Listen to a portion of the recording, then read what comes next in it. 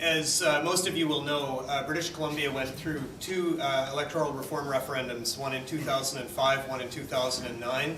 I was not involved with Fair Voting BC in the first one, but became involved immediately afterwards. However, I was quite heavily involved in the referendum campaign. In the first referendum campaign, Fair Voting BC had no official status or standing. We were just an advocacy organization at the time. Lots of people took an interest. We had very little funding. I think collectively Fair Voting BC raised about $10,000 to try and fight that first campaign. I just played my part. In my day job, I'm a biomedical engineering professor at the University of British Columbia. I heard one of the opponents, who used to be the spinmeister for former premier in BC, just really promulgating lies and deceptions and distortions about what the Citizens Assembly had been recommending. And as an educator, I got incensed, and I tried to set things right. So I created, in cooperation with some friends down in the United States, we created an online simulator called demochoice.ca. And actually, I think you can still see it at trystv.ca, so you can go and see. But essentially, we tried to give people the experience of what it would be like to be voting if we had this system that the Citizens Assembly had recommended. We collected over 10,000 votes on that site, which represents roughly 1% of the people who showed up in the election. So I think we had some influence there. We lost the first referendum at 58%. So we won by any measure of majority government, but our government chose not to honor that, requiring us to hit 60%, as the Ontario government later imposed in the referendum here. So we ended up, however, the Premier recognized that this was really unconscionable in some sense, and so in effect felt forced to go back and on a second referendum. And we can talk later about what went wrong there, but essentially by that time people realized how close they'd come to losing their grip on power, and they employed a number of tactics against us, various kinds of denial of resources in certain ways. There was a very strong misinformation campaign, and it's very hard to, with a small band of volunteers, to get out and really engage a whole province worth of citizens. If you ever want to take a look at how to do it right, I suggest you look at how New Zealand did it back in the early 1990s. So anyway, I have just a very short little presentation here, lots of pictures. Based on our experience in that campaign, what I'd like to just put before you, I just want to plant an idea right now because you're going to need it when you win this case. And that idea is that electoral reform is not enough. Okay? So you probably know as well as I do all the reasons why we all want electoral reform. There are lots of things that bother us at an individual level when we consider our society's ability to deal with the big questions that we're facing. Our current political process is built to be adversarial. It's not built to generate consensus. It's not built to find good solutions to problems. So these are just some of the things that bug people. Go on. So there is some good news. I'll start with that. Canadians do support moving towards proportional representation. This is a poll from just a few months ago, and sort of the purple sort of indicates the percentage of Canadians who strongly or somewhat support moving towards proportional representation. You can see that we roughly outnumber the people who don't want to move that way by about 2 to 1.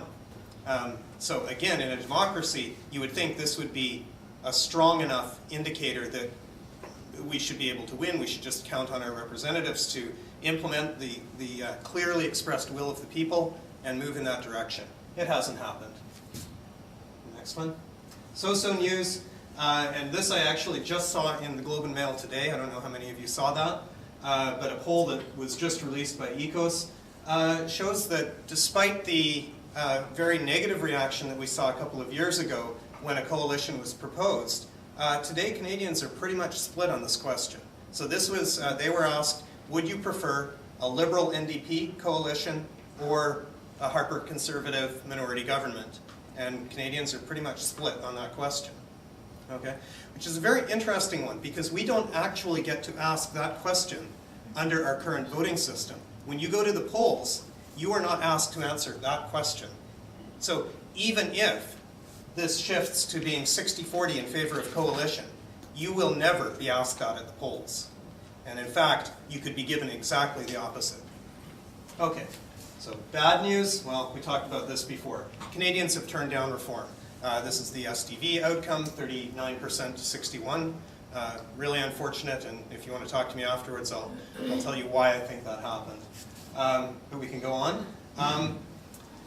I think it's really important, coming out of a losing campaign, to think about, given all the reasons in favor of electoral reform, about I think if you go and talk to Canadians, the vast majority of them will say that they believe very deeply and firmly in equality, in the right of people to have representatives of their own choice.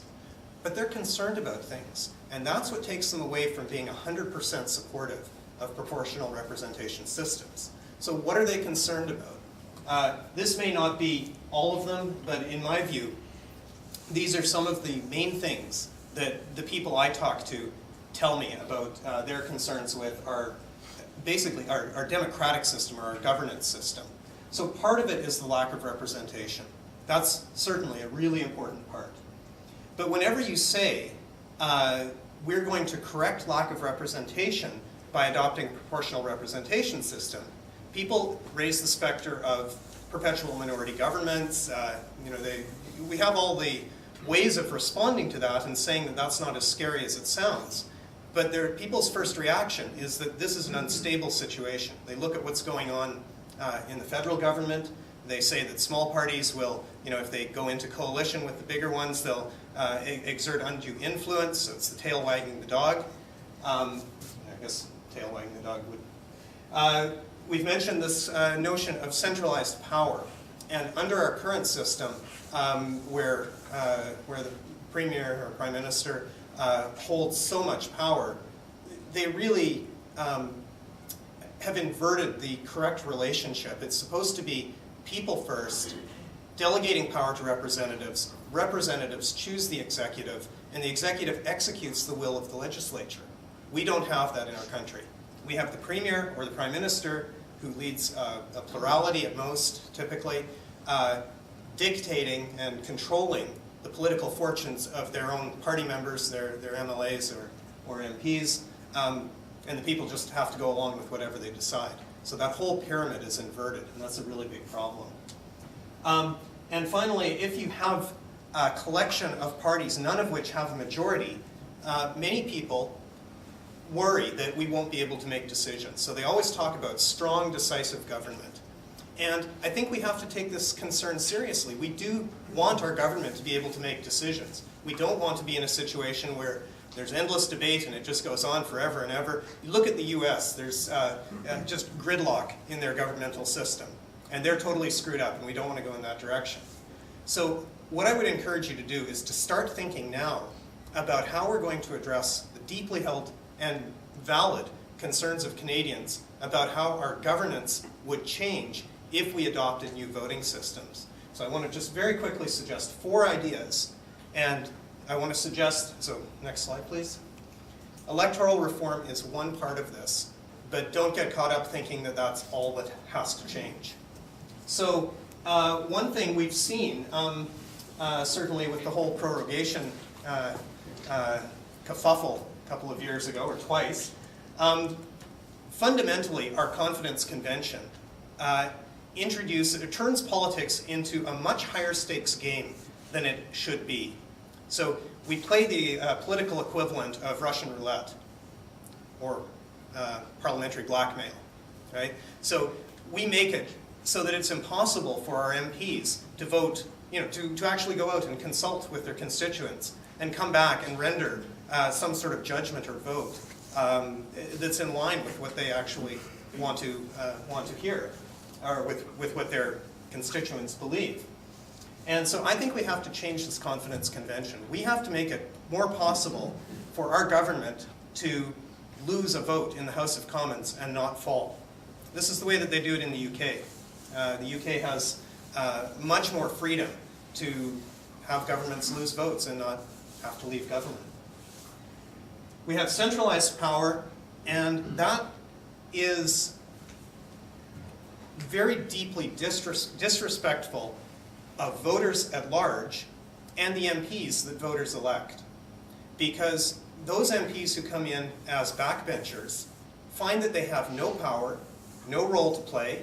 If they're on committees, their work is discarded, reports get generated and sit on shelves. They don't have initiative. Government has initiative. The opposition, you can introduce a member's bill. You get no parliamentary resources to deal with that, to do public consultation, to make it as good as it can be. It gets into the news, but then it gets shut down in the Senate, as we've seen. So I think that we need to think very seriously about how we broaden the ability of MPs to create initiative in our system.